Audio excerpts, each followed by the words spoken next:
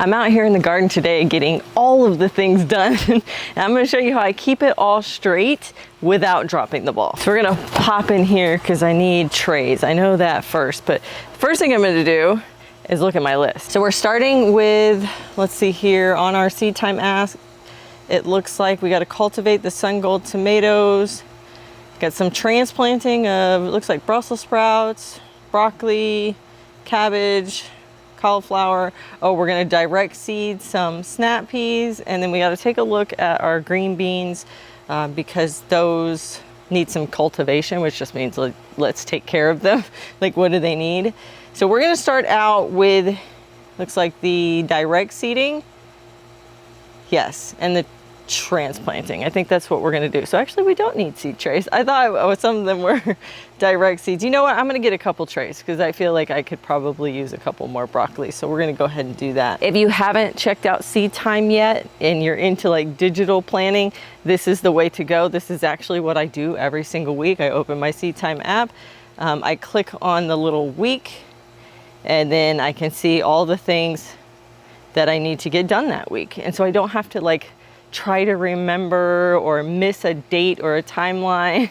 Like here in Florida, if you don't hit the times perfectly, like you're not getting a crop for that year. So this is the way that I do that. Now, if you're more of a pen to paper style person, I do offer a garden planner on my website, absolutely free. It's an electronic little garden planner that you can print out. I think it's probably like 15 to 20 pages. It has like all kinds of reference material in the back, but it has all kinds of pages where you can write out your plan. So if you want to do that, head to my website, homegrownfloridagardening.com. Otherwise, if you're interested in seed time, if this is up your alley, head down and use my link in the description. It really helps out with the channel. And trust me, I'm very well aware that this place kind of looks like a disaster. Happens every single summer. I'm actually pretty proud that it doesn't look worse than this because usually it looks worse. So I think we're just gonna start, I think we're just gonna grab 2 trays. Honestly, there's nothing on the list to do with these, but I'm gonna look through my seeds because I feel like maybe I just want to start something. The next thing that I always do this time of year when I am starting so many plants is I always keep like a little workspace. You know, this is my tray that I usually start seeds on. It's a little dirty, little messy. It's got some seedlings from my arrow garden that are, you know, getting adjusted. So they're in the shade. And then I always have a bucket, a 5-gallon bucket of mostly pre-moistened soil so that way I don't have to moisten it every single time or try to remember that. And this is my biggest time saver. At the beginning of every season, like when we were in summer, I sat down with my big box of seeds and I went through them all and I was like, what do I want to grow?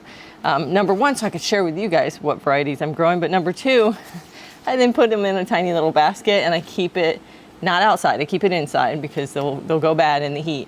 But I keep it inside right next to my door so that whenever I'm headed out to the garden, I just grab my little basket of seeds and I don't have to go looking everywhere. So Seed Time said we needed peas. They're right on top actually. So I've got Oregon snow peas that I'm gonna do, and I'm gonna do a sugar snap pea. And I think that was the only peas, but I've got these trays and I kind of just want to flip through my seeds and see if anything stands out to me that maybe we've forgotten. No, I did lettuce last week. Yeah, I did that last week. That's why they're at the top right here. Let's see here. What else do we have? Oh man, it's a little late for this. I was looking at, I got my, the Urban Harvest does like a box where they send you like 9 seeds, and she sent me like this Eva purple ball indeterminate slicing tomato. I really want to try it, but I get frosts, so I'm gonna wait till spring. I'm gonna try it in spring, but I really wanted to try it. And then, oh, you know what? She gave me pigeon peas. I'm gonna try some pigeon peas, so we're gonna plant those. I could use some more parsley, so we're gonna start some parsley. My chamomile took, so I'm good there. My sweet alyssum took, so I'm good there. I got cabbage, fine. The beets aren't yet. Carrots, not yet. What are these? Oh, a dwarf sugar snow pea. We're gonna try those too. I've never tried those. Oh, and the sweet magnolia. I'm glad I went through this.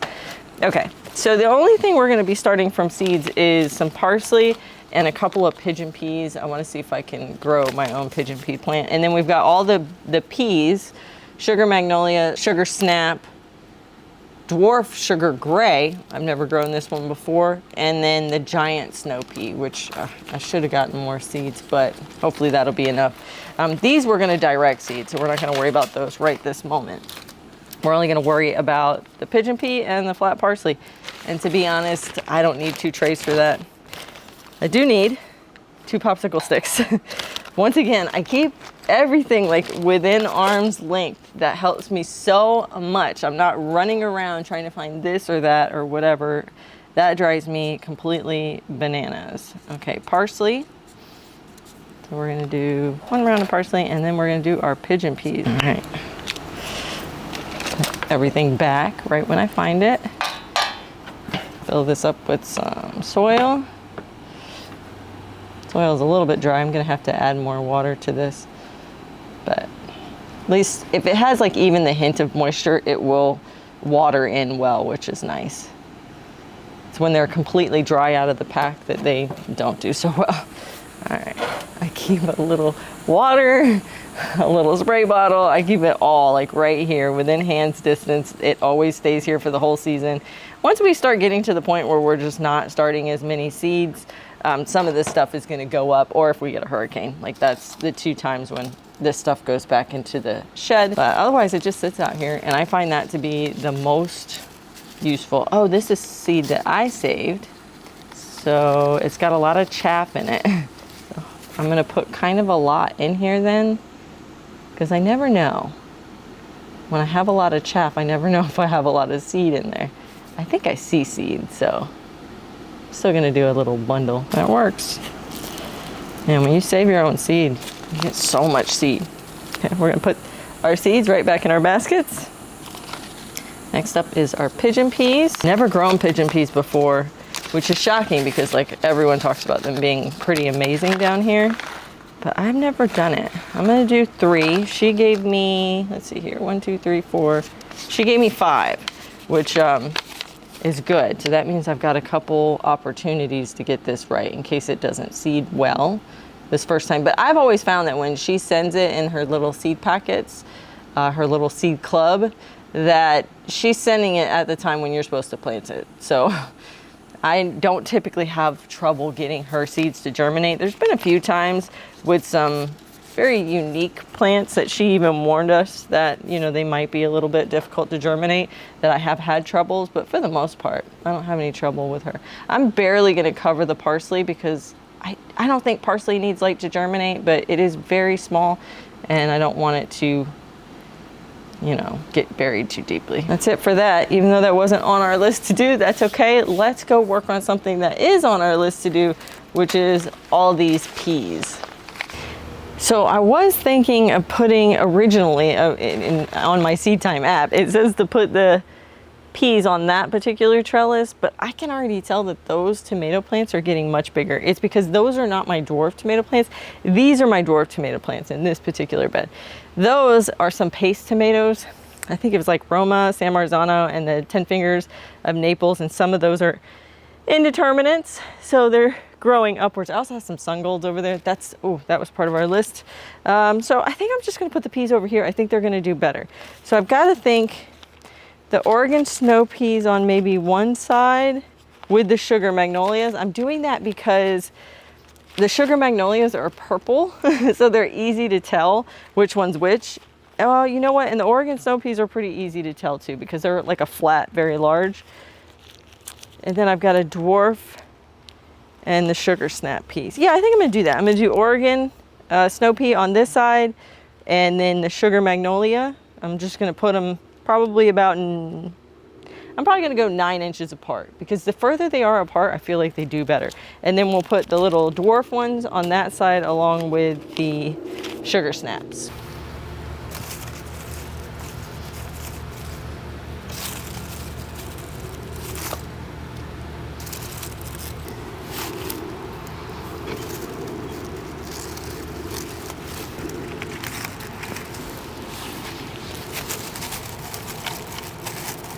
So I'm thinking, because I'm at the halfway point and I really want to do nothing but snow peas, to be honest with you. Like I really want a lot of snow peas this year, but I feel like it's still really hot right now. I'm not 100% sure how wonderful these plants are gonna do right now in this heat.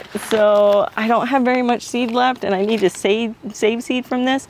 So yeah, I'm just gonna do a few of them. I'm gonna save some. That's the smarter choice.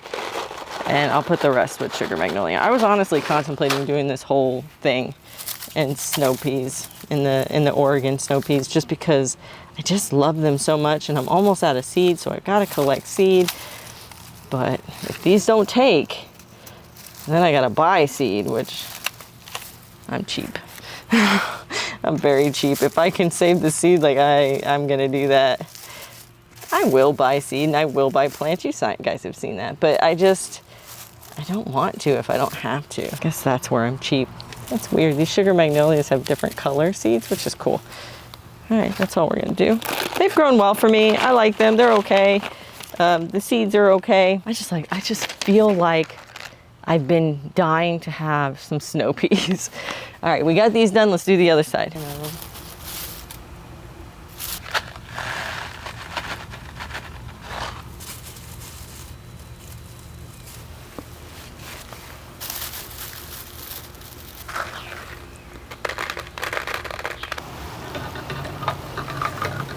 Okay, so we got all of those watered in.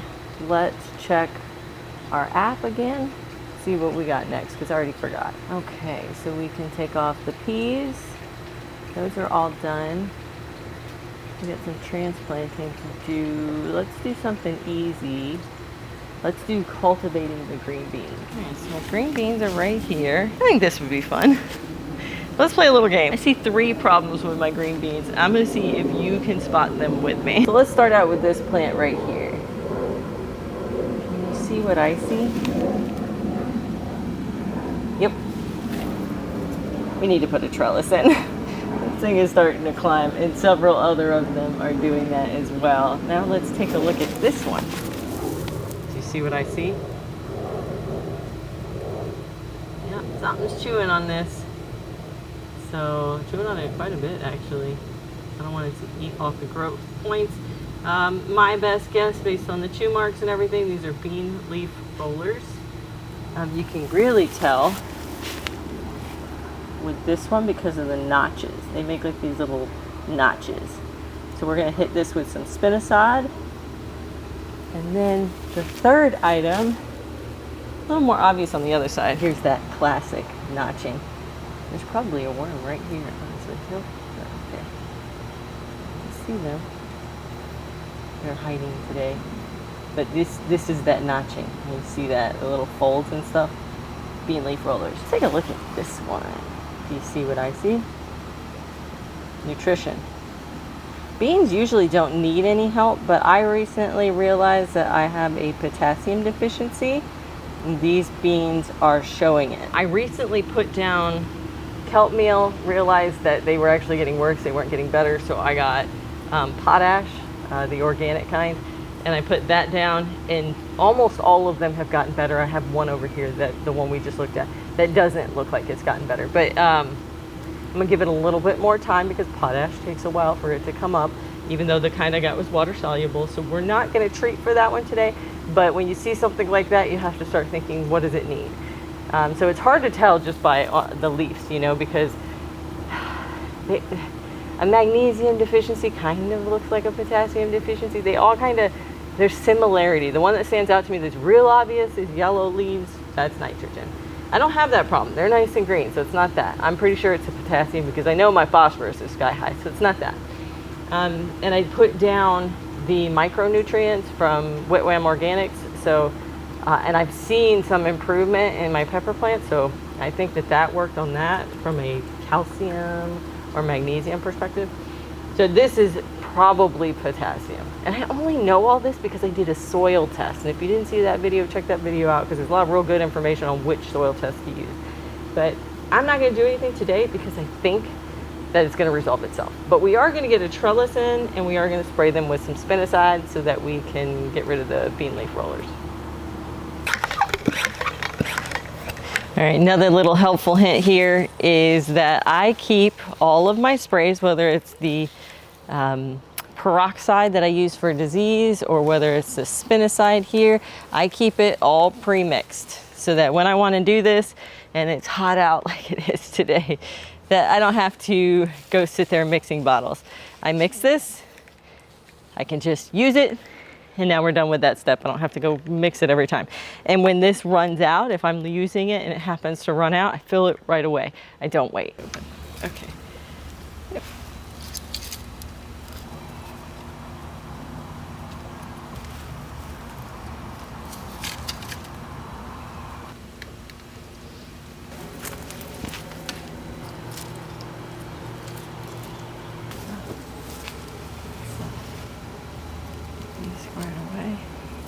Now all I gotta do is train it.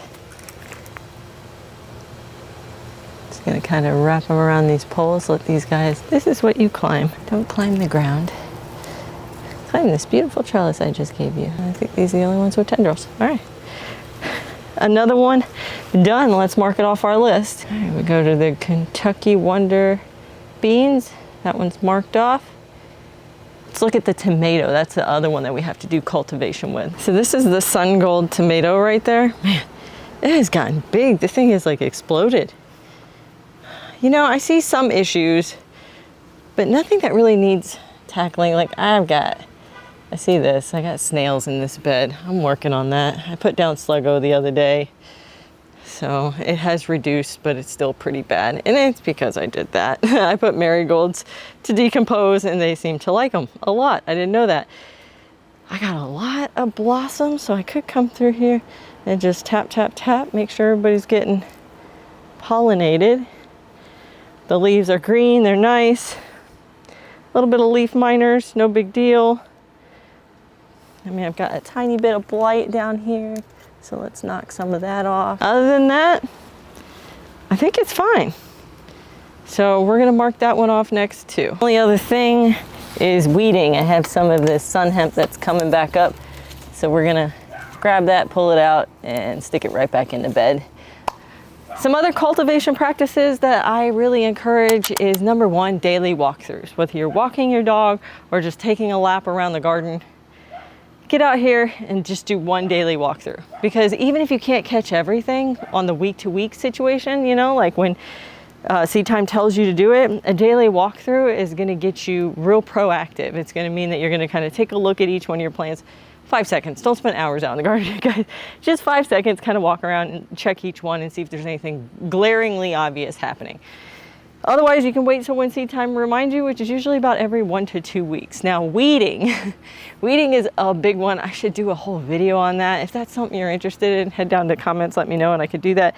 But weeding, I actually take a strategy of splitting my whole yard into 4 sections. There's the garden beds, the fruit row, the front half of the yard, and then all the other areas that, like, you know, the RV pad up here and stuff like that. There's some rocks down by the front of my house. I split it into 4 sections, and every week I do 1 section. That's it. I just work on 1 section. And then the next week I work on the next one. And by the time I rotate back to the first one, the weeds have grown a little bit, but they're easier to pull when they're like this size versus when they're like super itty bitty tiny. They're really easier to pull when they're like mid-size. They're not easy to pull when they're full grown, and they're not easy to pull when they're tiny. So this rotation of once a week of different spots means I hit the same spot once a month. And by the time you get into this strategy or rotation, you're gonna end up having significantly less weeds because you just keep doing it, keep doing it, keep doing it. You're probably not gonna notice a difference for, I don't know, probably the first 6 months.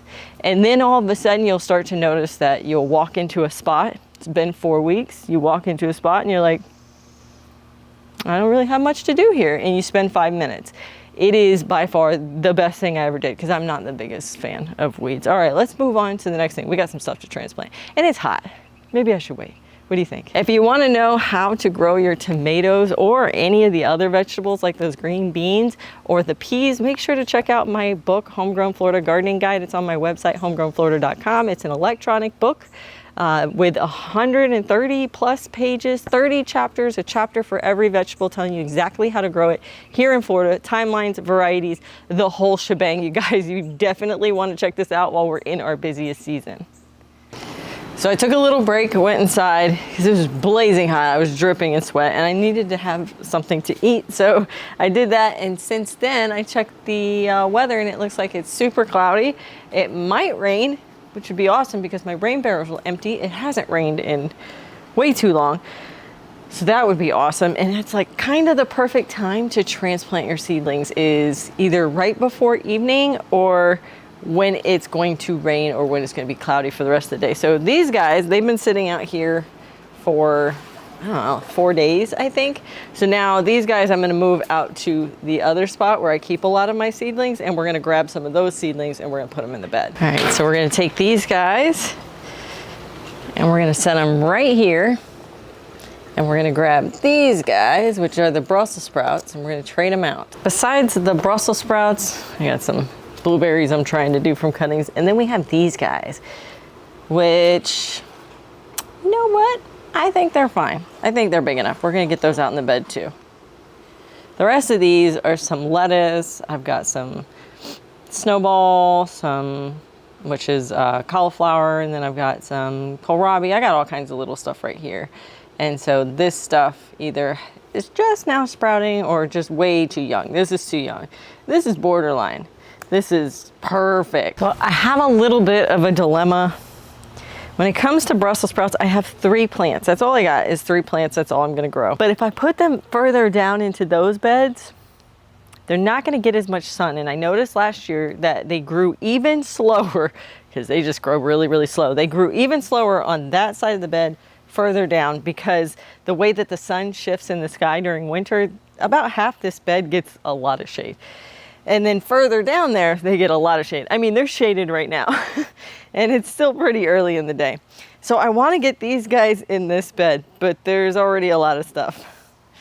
So what I'm going to bank on is I'm going to bank that either these squashes are short term, they're going to get some sort of disease or a squash bug or a frost, and it's going to take these out before we get to December, so in about 2 or 3 months.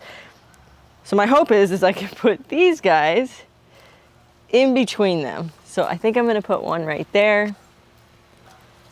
I'm going to put one right here. And my only other option is to put one right there.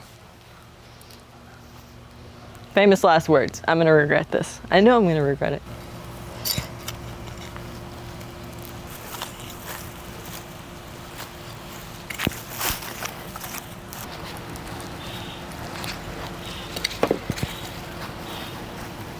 Over here we have a little bit more of a shadier spot.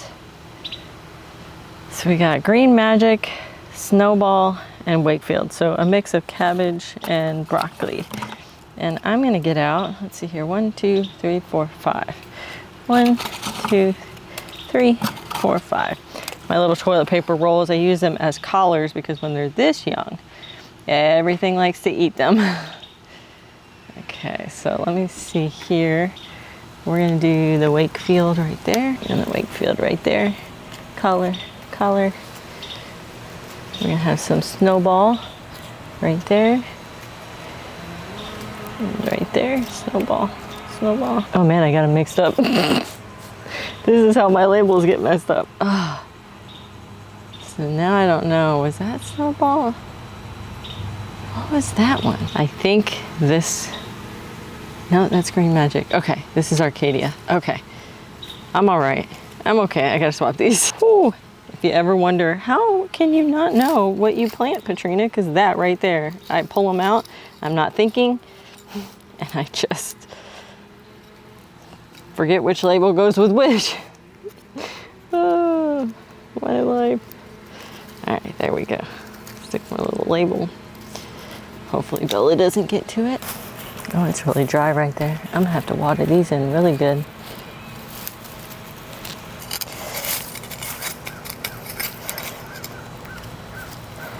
And you can tell we haven't had water in a while. Green Magic gets pretty big, so I'm just gonna let it have its own little spot right here.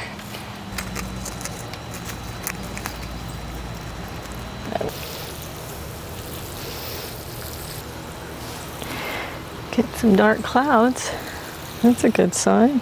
Okay, let's check our list on seed time and see if we got everything done. Okay, we transplanted the Brussels sprouts. Those were the Jade Cross. The Green Magic went in, the Arcadia died. So I'm gonna go back and delete that later. Cabbage, we did the Wakefields. We did the snowballs and we had 2 of them. Okay, now that makes sense. I didn't lose the labels, I had 2. Okay, so I think we're done. The Arcadia never sprouted. I did do succession planting, so a helpful hint, number whatever we're at right now. Always do succession planting, and I really love seed time because it allows you to do succession planting by just kind of clicking on the little 3 dots and it'll say succession planting, and then you can like determine how many weeks you want. I went with 3 weeks. I think it recommended 2 weeks on some of the stuff, but I like to go 3 weeks. And so I just updated it to 3 weeks and then hit the little succession button. And so I know I'm gonna get another round of Arcadia, and honestly, Green Magic and Arcadia to me are like identical. They act and behave very, very similarly. So I'm okay. As long as I have some sort of broccoli being planted every 3 weeks, I'm happy. All right, so I think we got everything done. I did notice though that we might want to take a look around and harvest a few things. So the peppers, the Iquitos, hopefully I'm pronouncing that right, Iquitos, those have done amazing. If you were here for the pepper video I did earlier in the year, kind of towards spring, I tried out a bunch of new peppers and Iquitos did great in spring. By the way, did great in summer, never faltered, never seemed to have a problem at all, continued to produce, although less during the hottest part of the month. But now that things are like kind of cooling down, I don't want to say cooling down because it's really hot, but it's a little bit cooler in the evenings. It started putting on a lot, and it's like a tree right now. So, I mean, I'm expecting that this plant is going to produce like a whole nother year's worth of peppers for me. We need to get some herbs. I need some chives. I need some basil. I need to make some more pesto. And we're going to go up front and take a look at the roselles. I usually harvest them every 2 weeks, but they've been growing at a pretty alarming rate. So let's just go check on them and see if they need to be harvested every week now, or can I keep doing every 2 weeks? Look at this thing. It's so tall. And there's a lot of peppers on it. There's already a lot of peppers on it everywhere. And then check this out. Do you see all these baby peppers? All those little white flowers, those are all gonna turn into peppers. I'm gonna have a ridiculous amount. So I wanna get the ones on the bottom, particularly the ones that are touching the ground. We're gonna trim up this so that it doesn't have any stuff touching the ground. And we're gonna harvest these peppers. These are all pretty small, but I just don't want the branches touching the ground. Oh, I didn't know I was cutting off that much. That's what happens when you're impatient. Oh, oops.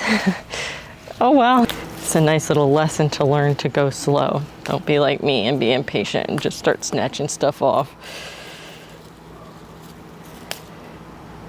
But it was touching the ground, so I'm not gonna feel too bad about this. I'm gonna just chop it up and stick it back in the bed. I think we're good. Now this plant was looking kind of rough, but the top is turning so beautiful green and it's flowering, it looks beautiful. The micro plus Whitwam Organics really helped because it was really looking kind of yellow and whatever, and I kept thinking it was nitrogen. It wasn't. I put down that potassium and those micronutrients and this thing just greened right up. Oh, there's a huge one back there. Whoa, that might be my biggest one yet. Yeah, I think those micronutrients are really doing something here. All right, the rest of them I'm gonna leave on there. Let's go grab some herbs. All right, flowering happening. That's gonna end real quick. Let's clip big chunks of these. This is also going to help with it flowering because it has started to flower. So if I just cut like the first bit of it off, it'll stop it. And I'll get like a whole new refresh of basil, which is awesome. I've been in basil for, I don't know, months now because I've been growing it in here, which it doesn't usually like to grow outside during the dead of summer. I have been growing it in my arrow gardens inside, and then I've been cutting it, rooting them, and then planting them out here. And I've been doing that over and over, but they haven't really seemed to take until recently.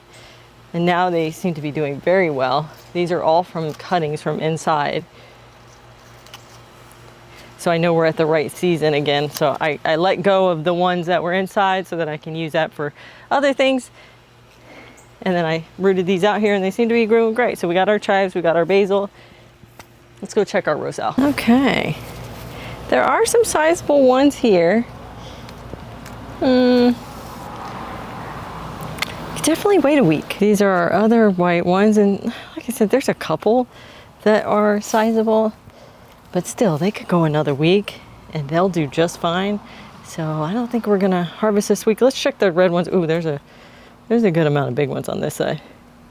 Look how big this thing is. Oh, the red one is getting heavy and there are definitely some big ones in this one. Oh, if I let those go too long, those are pretty big. Wow, there's a few, like, yeah. You know, as much as I would like to, it's hot, maybe later. I don't know. I'm gonna let them keep growing. I might regret that decision because they might dry out, but hey, that's just extra seed. So I'm okay with that because it's really only the red ones that need harvesting. The white ones don't really need harvesting. So I think that's all we're gonna do for today.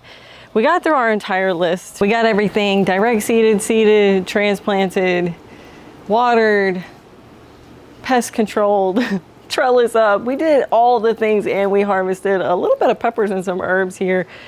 I'm stoked. I feel really good. I'm done for the week. I don't really have to do anything else in the garden. If you're interested in Seed Time and you want to use their app the way that I did today as your task manager, make sure to head down below and get the link down in the description. Helps the channel out a lot. Thanks so much for hanging out today. Happy gardening, guys.